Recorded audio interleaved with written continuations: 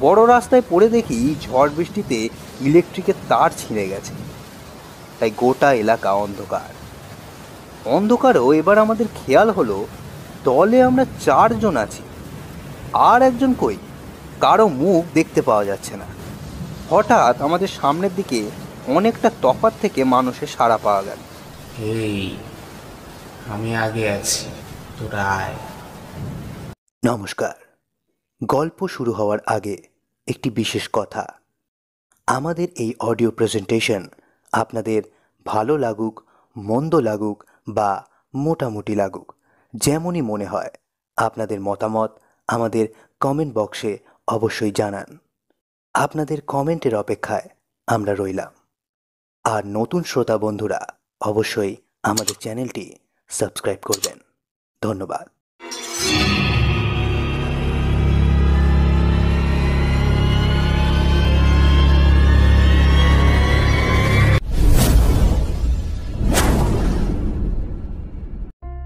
শুনছেন নিশাচরি কথা।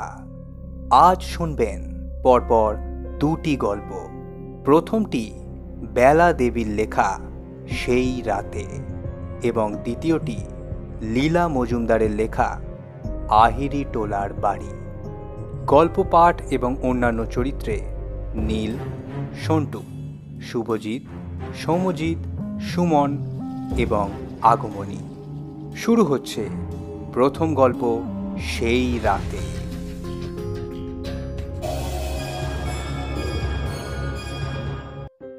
আমি, সুজিত, বিমল, সমীর, মানস, আমরা 5 বন্ধু আমাদের অন্যতম বন্ধু ধীমানের আমন্ত্রণে তার গ্রামের বাড়ি নয়নসুখে গিয়েছিলাম তার বিয়ের বৌভাত উপলক্ষে। সেই স্কুল জীবন থেকেই আমাদের 6 জনের মধ্যে বন্ধুত্ব। স্কুলে একসঙ্গে পড়তাম, কলেজ জীবনও একই সঙ্গে কাটিয়েছি। তারপর আজ বছর 3-4 গাঁট ছড়ায় গিট খুলেছে, মানে যে যার কর্মক্ষেত্রে এদিক ওদিক ছড়িয়ে ছিটিয়ে পড়েছি।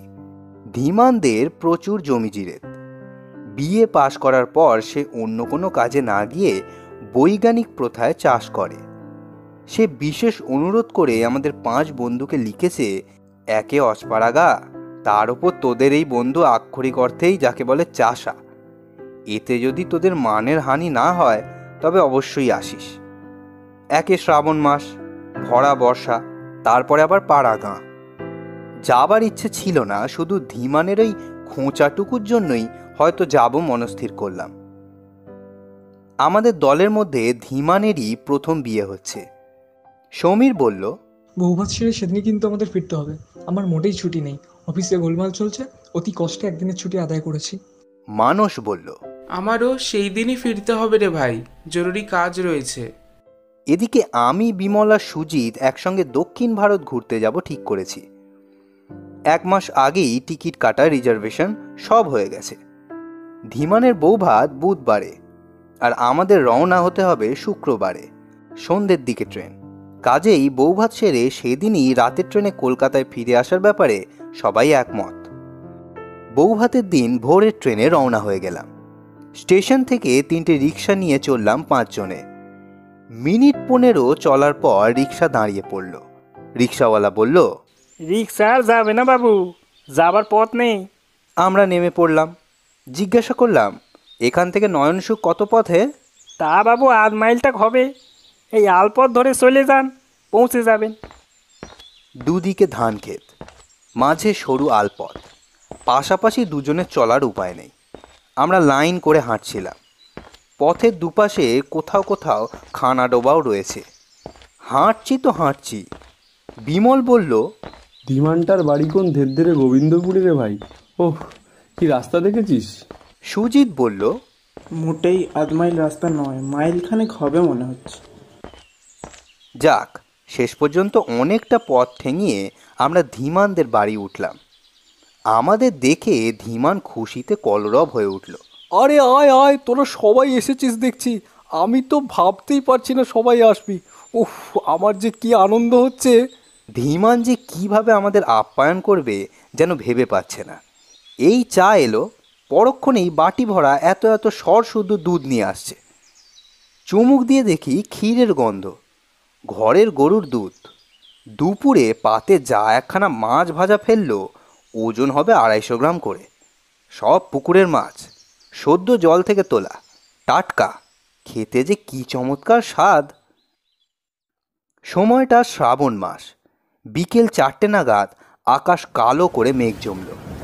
তারপর সে কি তোড়ে বৃষ্টি, সেই সঙ্গে জোর হাওয়া, ঝোড়ো হাওয়া। সুজিত বলল, কি দারুণ দুর্যোগ করলো রে, ফিরবো কি করে?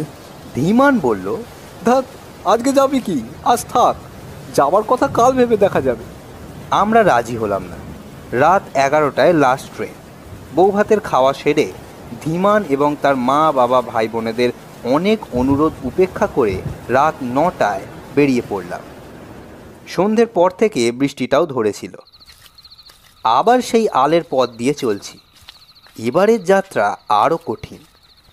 তখন ছিল দিনের আলো, পথ শুকনো, আর এখন ঘুটঘুটে অন্ধকার।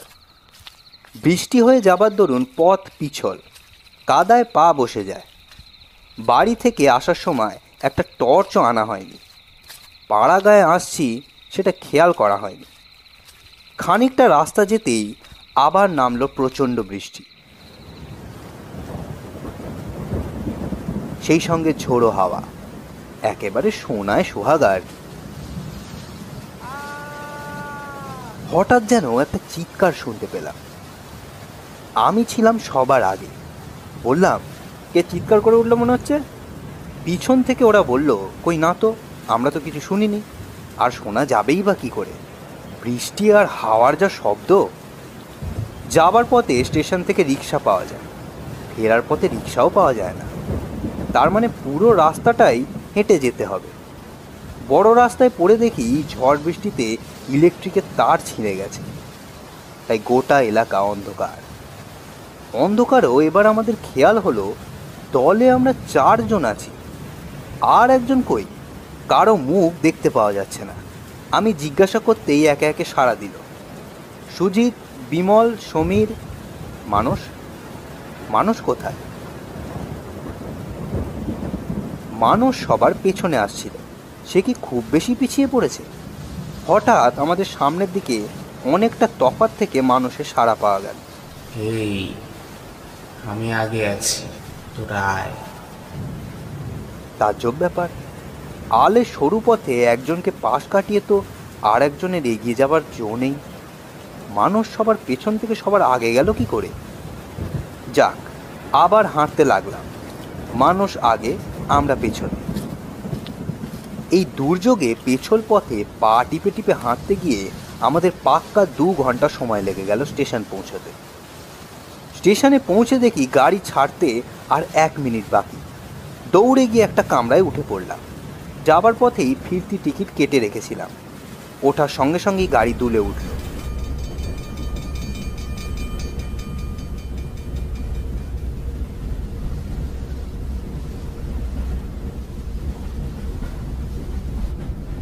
আবার দেখলাম আমরা 4 জন। মানুষ ওঠেনি। আরে, মানুষ তো ওঠেনি, ট্রেন ছেড়ে দিয়েছে যে। দরজা খুলে গলা বাড়িয়ে দেখি ট্রেনের দিকে ছুটে আসছে মানুষ। হাত নেড়ে চেঁচিয়ে বলল, ভাবিস নে, আমি পাশেই উঠছি। ও লাফিয়ে অন্য কামরায় উঠলো দেখতে পেলাম। বিমল বলল, মানুষটা কি উল্টোপাল্টা কাণ্ড শুরু করেছে দেখ। এই দেখি সবার পিছনে, আবার দেখি সবার আগে। আমাদের আগে হেঁটে এলো, আমরা উঠে পড়লাম, আরও উঠতে পারলো না। আমি বললাম, উঠেছে রে অন্য কামরায়। রাতের ট্রেন, ভিড় নেই, বেশ ফাঁকা ফাঁকা। বৃষ্টিতে একেবারে ভিজে গিয়েছিলাম। কিটব্যাগ থেকে তোয়ালে বের করে গা মাথা মুছে ভেজা জামা কাপড় পাল্টে আয়েশ করে বসলাম। সেই ভোরবেলা থেকে ধকল যাচ্ছে, তার উপর এতটা পথ হাঁটার পরিশ্রম। গাড়ির দুলুনিতে ঢুলতে ঢুলতে ঘুমোতে ঘুমোতে ভোর রাতে হাওড়া পৌঁছে গেলাম।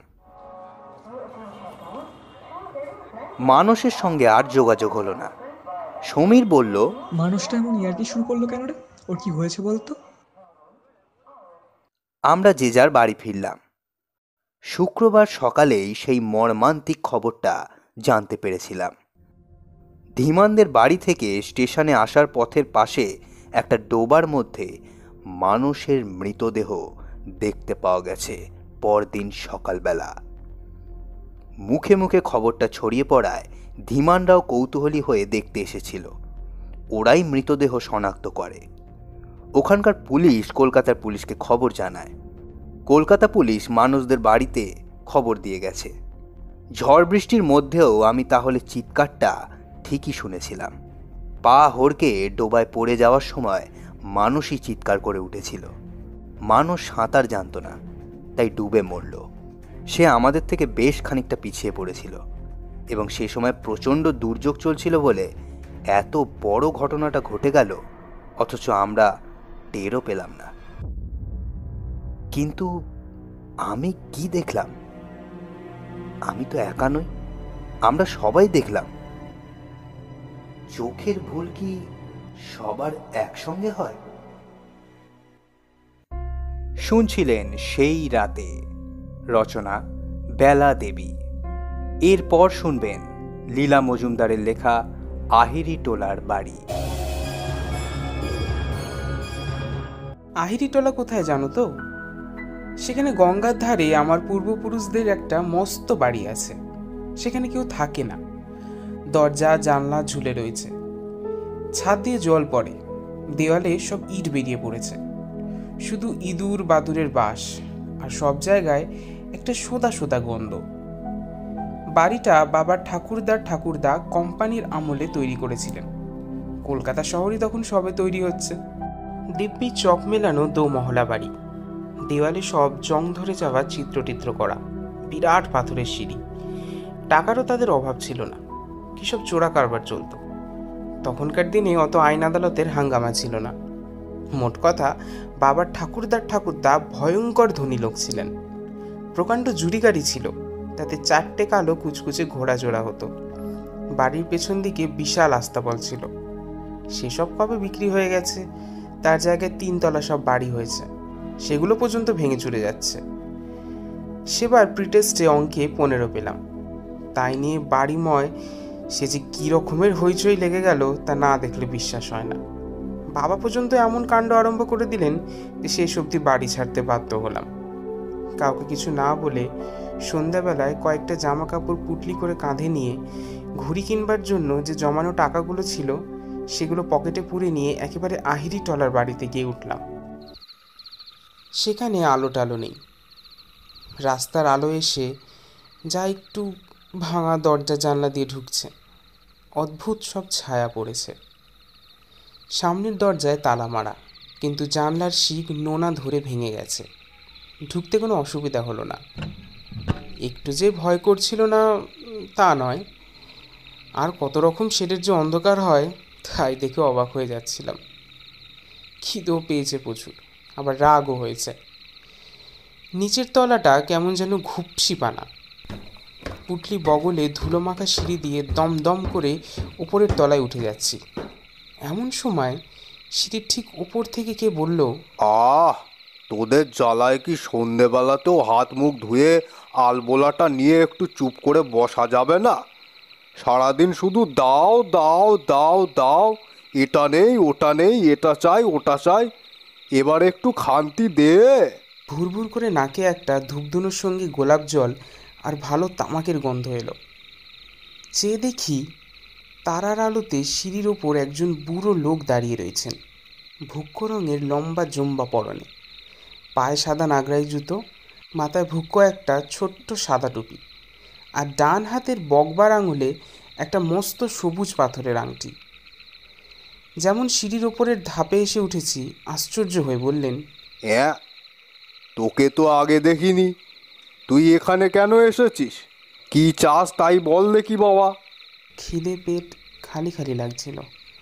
বললাম, কেন আসবো না, এটা আমার বাবার ঠাকুরদার বাড়ি। ভীষণ চমকে গিয়ে লোকটা কাছে এসে আমার কাঁধে একটা হাত রেখে জিজ্ঞাসা করলেন, তোমার বাবার নাম কি? তোমার ঠাকুর দাদার নাম কি? নাম শুনে খানিকক্ষণ চুপ করে রইলেন।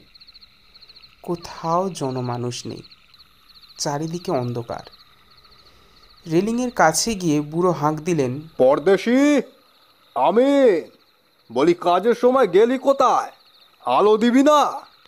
নিচের তলার অন্ধকার থেকে অস্পষ্ট একটা সাড়া এলো। আগে বাবু যাচ্ছি। তারপর লম্বা একটা কাছের ঢাকনা পরানো সেজ হাতে কুচকুচে কালো ডিগডিগে লম্বা গোলাপি গেঞ্জি, মিহি ধুতি আর গলায় সোনার মাদুলি পরা একটা লোক সিঁড়ি দিয়ে উঠে এলো। ছিলি কোথায় হতভাগা? বাড়িতে লোক এলে দেখতে পাস না? এগে বারোয়ালি তলায় হাফ আঁকড়াইতে একবার দেখে এলুম। যাবে না খোকা বাবু হাফ আঁকড়াইতে? কেমন সব সঙ্গে নিয়েছে, গান বাজনা হতেছে। চপ, ওসব ছেলে মানুষের জায়গা নয়। এসো দাদা, তুমি আমার সঙ্গে এসো। সামনের ঘরে গেলাম। মেঝেতে লাল গালছে পাতা, মস্ত নিচু তক্তপোষে হলদে মখমলের চাদর বিছানো। এক কোনায় গোপ ঝোলা, চুড়িদার পাঞ্জাবি গায়ে, কানে মাকড়ি একজন লোক দাঁড়িয়ে। তাকে বললেন, যাও এখন, বলছি তো 10 টাকা চাঁদা আর 5 ভরি আতর দেবো তোমাদের বারোয়ারি পুজোর জন্য। এখন কেটে পড়ো।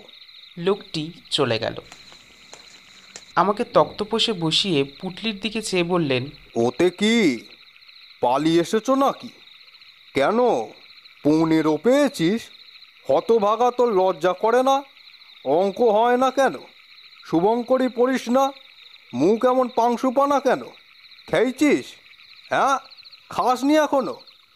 পরদেশি, যা দেখিনি পচ্চুকে বলগে যা। পরদেশি চলে গেলে বললেন, আমার কখনো একটা অঙ্ক কষতে ভুল হতো না, আর তুই বেটা একেবারে 15 পেলি? জানিস, নবাবের কাছ থেকে সার্টিফিকেট পেয়েছিলাম, হৌসের সব হিসেবের ভুল শুধরে দিয়েছিলাম বলে।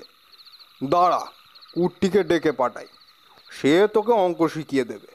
পরদেশি একটা রূপোর থালায় করে লুচি, সন্দেশ, ছানা মাখা আর 1 গ্লাস বাদামের শরবত এনে দিল।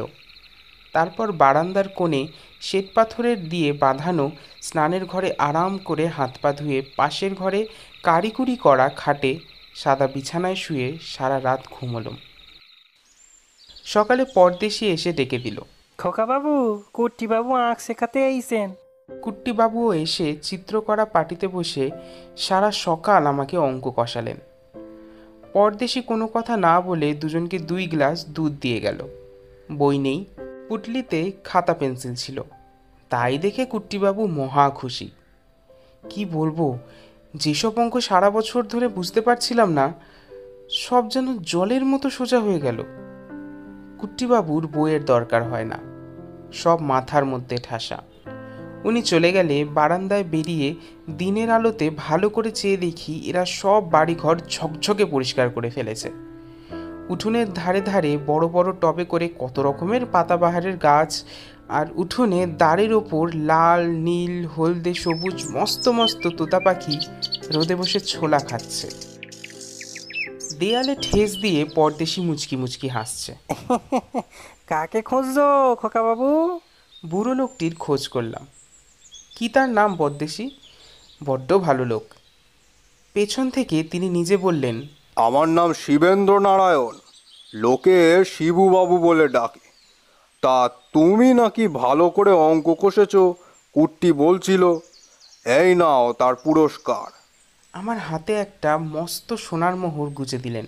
ও কি পরদেশি, বাইরের দরজায় কারা যেন মা ধাক্কাধাক্কি চেঁচামেচি করছে। সঙ্গেরা নয় তো পরদেশি? আমি বললাম, এই রে, তবে নিশ্চয়ই বাবা এসেছেন আমাকে খুঁজতে। ছুটতে নিচে গিয়ে দরজা খুলে দিলাম। বাবা, মা, বড় কাকা আর পিসে মশাই এসেছেন। ইস, কি সাংঘাতিক ছেলে বাপু তুমি! এই খালি বাড়িতে অন্ধকারে কালীঝুলের মধ্যে খাওয়া নেই, দাওয়া নেই, দিব্যি রাত কাটিয়ে দিলে। বলিহারি তোমাকে। অবাক হয়ে তাকিয়ে দেখি এক মুহূর্তের মধ্যে পরিষ্কার তকতকে উঠুন, তোতা পাখির শাড়ি, পাতাবাহারের গাছ সব উড়ে গেছে। পাগলের মতো দৌড়ে উপরে উঠলাম। খালি ঘর খাঁ খাঁ করছে। ভাঙা স্নানের ঘরে শ্বেত পাথরের সব টালি খুলে পড়ে আছে। পরদেশি, ও পরদেশি, শিবুবাবু, কোথায় তোমরা? বাবা আমাকে ধপ করে ধরে ফেললেন। জানিস না শিবুবাবু আমার ঠাকুরদা, পরদেশি তার খাস খানসামা। আস্তে আস্তে আমার হাতের মুঠোর মধ্যে মোহরটাকে পকেটে পুরে বললাম, চলো, টেস্টে আমি অঙ্কে এবার ভালো নাম্বার পাবো। দেখো, কাউকে কিছু বলতে পারলাম না।